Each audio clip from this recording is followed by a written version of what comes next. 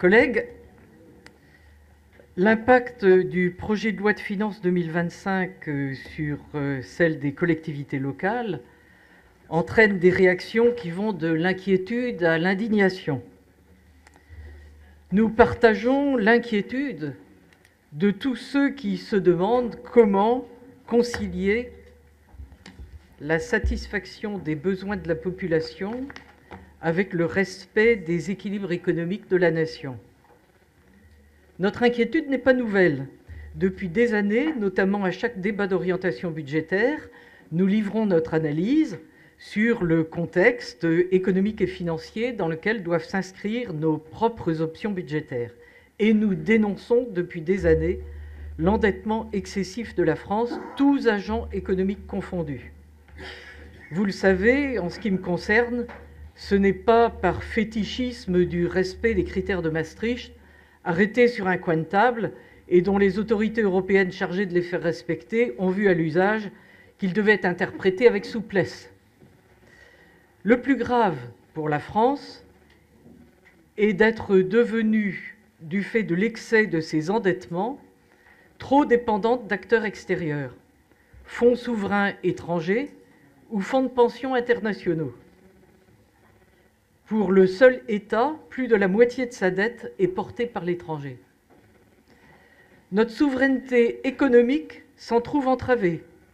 Et l'on voit bien dans les affaires comme le Doliprane, qui rappellent d'autres pertes pour le tissu industriel national, que ni nos entreprises privées, ni le système public ne disposent plus de marge de manœuvre suffisante pour intervenir dans des opérations de restructuration financière et défendre notre site industriel français.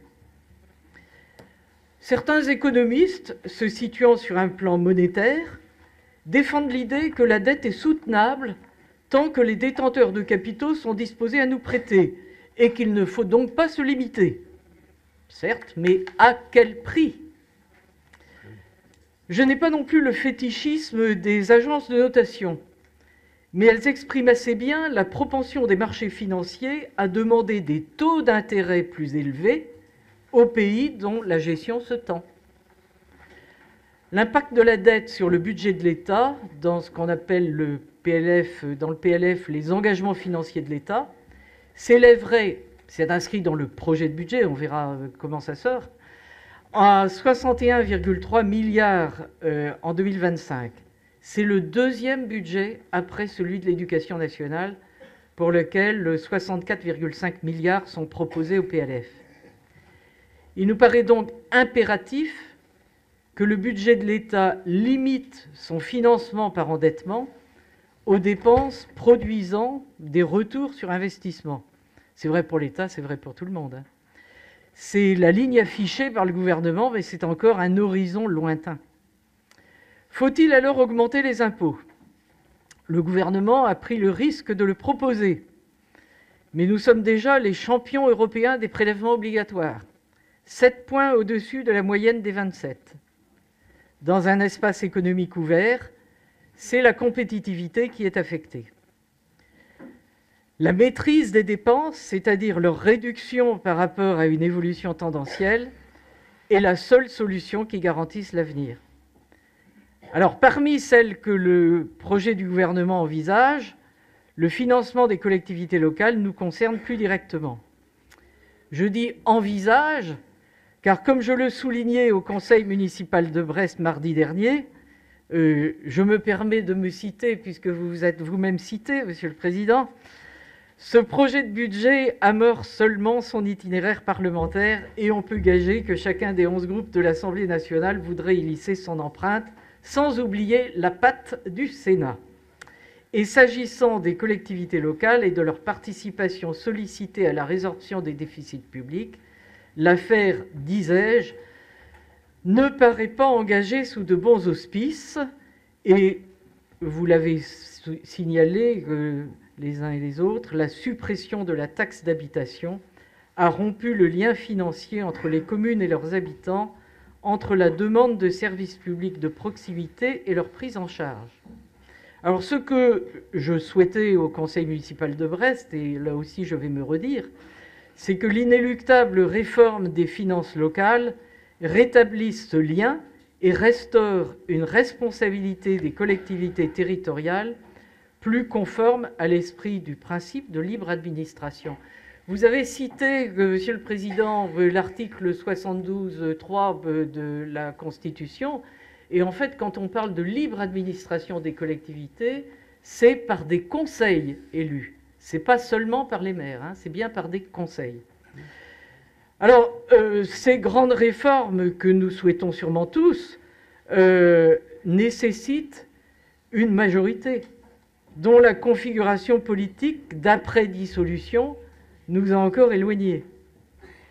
La réduction des déficits publics et de la dette ne peut résulter que de réformes profondes qui ne sont pas non plus à la portée d'un gouvernement minoritaire. Je rejoins assez les trois catégories de causes identifiées par Maël de Caland dans sa tribune du Télégramme, avec quelques nuances. Il parle du temps de travail, je dirais plutôt que c'est le volume global de la force de travail mobilisée. Ça veut dire sans doute le temps de travail pour une part, mais aussi le taux d'emploi. Nous devons travailler à ce que beaucoup plus de gens, je ne considère pas qu'il y a des gens inemployables, que beaucoup plus de gens soient en emploi. Et ça, c'est un élément important de la vitalité de notre économie et donc des ressources publiques. Que le financement durable des nouveaux droits sociaux soit envisagé dès le moment de leur création.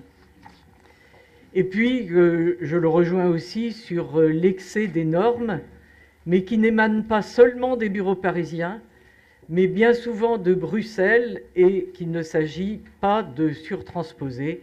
Mais quelquefois, nous nous infligeons aussi à nous-mêmes des normes. On en a eu quelques exemples au bureau de la métropole de ce matin. Dans ce contexte, le gouvernement ne pouvait avoir recours qu'à des expédients, ce qui est toujours insatisfaisant. Mais alors, dans quelle situation notre métropole aborde-t-elle cette perspective? Autant la ville de Brest, qui n'est pas endettée et qui s'est même payé le luxe de baisser le taux d'imposition et de contribuer à hauteur de 15 millions au chantier Mon Réseau grandit, pourra faire face moyennant quelques glissements de programme, autant les finances de la métropole risquent d'appeler des arbitrages sévères. Vous avez eu des mots très forts, Monsieur le Président, pour dénoncer ce que vous avez appelé le hold-up du gouvernement. Nous sommes donc quand on est en hold-up, on doit lever les mains, c'est très grave, on risque sa vie. Nous sommes donc dans une crise de haute intensité. Aussi, nous demandons la mise en place d'une instance permanente de crise qui partage en temps réel toutes les informations pouvant avoir un impact sur la gestion de notre métropole. Dans son vœu, M. Yann Guével invite à considérer, je cite, que dans la crise institutionnelle durablement installée en France, ce sont les collectivités territoriales qui incarnent l'échelle de stabilité démocratique souhaitée par nos concitoyens. Nous dirions plutôt que faire vivre la démocratie au niveau territorial favorise aussi son plein épanouissement au niveau national. Et c'est une responsabilité à laquelle nous devons prendre notre part. Et, Monsieur le Président, votre hommage à Jacques Chirac ne pouvait me laisser insensible. Et je vais en profiter pour réitérer une demande que je vous avais adressée. Alors, le cadre n'est peut-être pas le bon. Nous étions au conseil municipal de Brest et nous avions souhaité qu'il y ait une avenue ou un boulevard de notre bonne ville de Brest qui rende hommage à Jacques Chirac autrement que par une bribe de votre discours. Je vous remercie de votre attention. Merci. Écoutez, j'attends vos propositions sur le boulevard ou sur l'avenue, etc.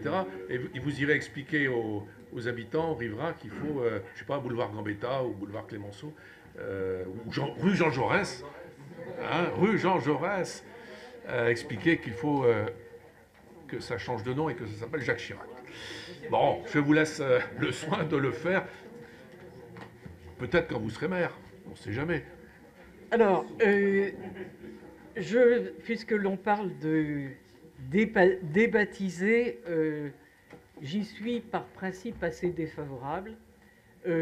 On a des rues qui expriment l'opinion, l'importance qu'on pouvait accorder à un moment donné à telle ou telle personnalité. Il ne me viendrait pas à l'idée de vous proposer de débaptiser la rue Robespierre, ni la rue Robespierre, ni la rue Danton, ni aucune rue. Je pense qu'effectivement, il faut faire attention à ne pas donner de nom de rue, de lycée, de salle de sport, etc. à des gens vivants. Ça arrive. On voit, hein, on rencontre des établissements scolaires qui est le nom de personnes encore vivantes. Bon, c'est une certaine prise de risque.